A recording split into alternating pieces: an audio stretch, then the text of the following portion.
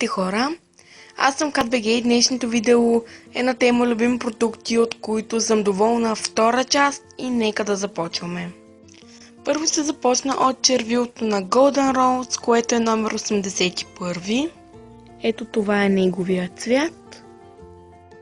Следващото е гланцът на Miss 5, който е закупен от китайски магазин, но наистина съм доста доволна от него.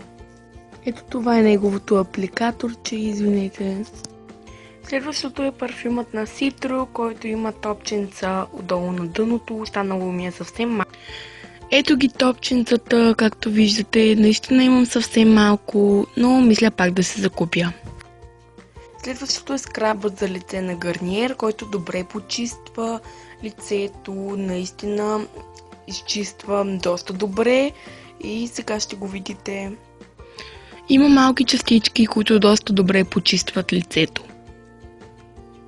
И на последно място е тоникът на Oriflame за лице, който наистина и той също много добре почиства и сега ще видите.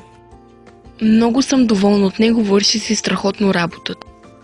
Така хора, това беше видеото от мен, надявам се то да ви е харесало.